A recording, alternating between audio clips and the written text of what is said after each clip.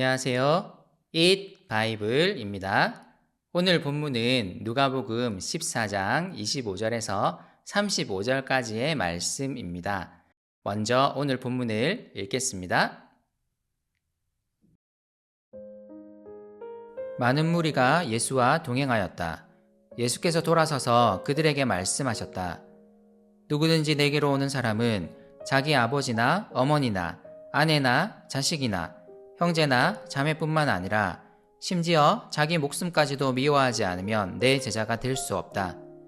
누구든지 자기 십자가를 지고 나를 따라오지 않으면 내 제자가 될 수 없다.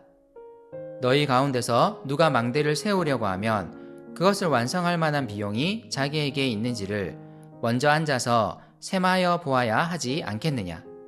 그렇게 하지 않아서 기초만 놓은 채 완성하지 못하면 보는 사람들이 그를 비웃을 것이며 이 사람이 짓기를 시작만 하고 끝내지는 못하였구나 하고 말할 것이다. 또 어떤 임금이 다른 임금과 싸우려 나가려면 2만 명을 거느리고서 자기에게로 쳐들어오는 그를 자기가 10,000명으로 당해낼 수 있을지를 먼저 앉아서 헤아려 보아야 하지 않겠느냐. 당해낼 수 없겠으면 그가 아직 멀리 있을 동안에 사신을 보내서 화친을 청할 것이다. 그러므로 이와 같이 너희 가운데서 누구라도 자기 소유를 다 버리지 않으면 내 제자가 될 수 없다. 소금은 좋은 것이다. 그러나 소금이 짠맛을 잃으면 무엇으로 그것을 짜게 하겠느냐. 그것은 땅에도 거름에도 쓸데가 없어서 밖에 내버린다. 들을 귀가 있는 사람은 들어라. 이스라엘에서 예수님의 인기는 점점 높아져 가고 있었습니다. 사람들은 병든 사람들을 고치시고 죄인들을 위해 오셨다는 예수님의 메시지에 점점 주목해 가고 있었습니다. 그래서 사람들은 하나님 나라의 여러 징표들을 보여주시는 예수님께 몰려들었습니다. 이들은 주로 자신의 필요를 얻고 채우기 위해 예수님께 온 자들이었습니다. 오늘날 우리도 우리 자신의 필요를 얻고 채우기 위해 주님께 나아올 때가 많습니다. 예수님은 오늘 이렇게 무엇을 얻고자 모여든 많은 무리들에게 말씀하십니다. 누구든지 나를 따르고자 하는 사람은 자기 아버지나 어머니나 아내나 자식이나 형제나 자매뿐만 아니라 심지어 자기 목숨까지도 미워해야 한다. 이렇게 하지 않으면 내 제자가 될 수 없다. 이 말씀은 예수님이 전파하시는 하나님 나라가 다른 어떤 것보다도 그분을 따르는 자들의 우선순위가 되어야 한다는 말씀입니다. 예수님을 따르는 길에는 영광만 있지 않을 것입니다. 주님이 계속 경고하셨던 것처럼 가족들의 미움을 받는 길이 될 것입니다. 심지어 자신의 목숨까지 내놓아야 할 수도 있습니다. 예수님은 자신을 따르는 자들이 세상에서 당할 고난을 바라보시며 이에 대해 말씀하십니다. 또한 주님을 따르는 자들은 자기 십자가를 져야 합니다. 예수님은 자기 십자가를 진다는 것이 자기를 부인하는 삶을 의미함을 이미 말씀하셨습니다. 많은 사람들이 자신의 필요를 얻기 위해 주님께 나아오지만 시간이 흐를수록 생각해야 합니다. 그분을 따른다는 것은 그분이 가신 십자가의 길을 함께 따라가는 것입니다. 그래서 예수님은 두 비유를 들어 말씀하십니다. 어떤 사람이든 망대와 같은 건축물을 세우려 한다면 비용을 먼저 셈해보는 것이 먼저입니다. 자신이 가지고 있는 돈이 이 망대를 완성할 수 있을 만큼의 돈인지를 따져보아야 합니다. 이 과정을 생략하면 망대를 짓기 시작했다가 완성하지 못할 것이고 이로 인해 사람들의 비웃음을 사게 될 것입니다. 만약 어떤 왕이 다른 왕과 싸우려고 하면 군대의 숫자부터 셈해볼 것입니다.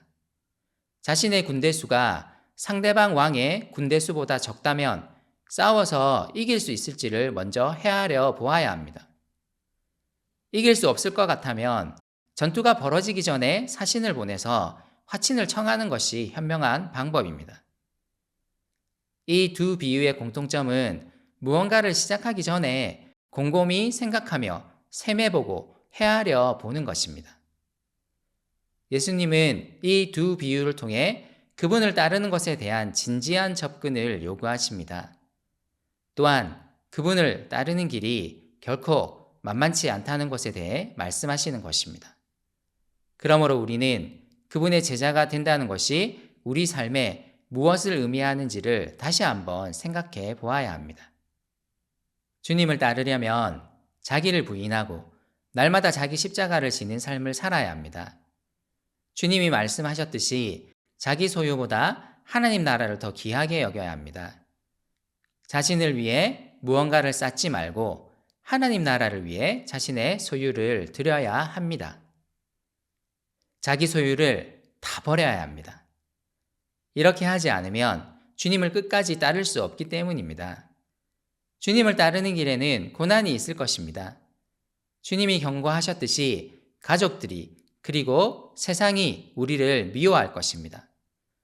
그래서 그 무엇보다도 하나님 나라를 소중하게 여기지 않으면 우리는 끝까지 그 길을 걸을 수 없을 것입니다. 오늘 예수님은 이에 대해 말씀하시는 것입니다. 그리고 경고하십니다. 그리스도인은 세상을 짜게 하는 세상의 좋은 소금으로 부름받았습니다. 하지만 이들의 삶이 하나님 나라를 우선순위에 두지 않는다면 그것은 짠맛을 잃은 소금과 같습니다. 그렇게 되면 이들은 더 이상 세상의 주목을 받지 못하고 쓸데가 없어 버려진 소금이 될 것입니다. 예수님은 이 경고를 통해서도 그분을 따르는 삶이 그 무엇보다도 하나님 나라를 가장 소중하게 여기는 삶임을 말씀하십니다.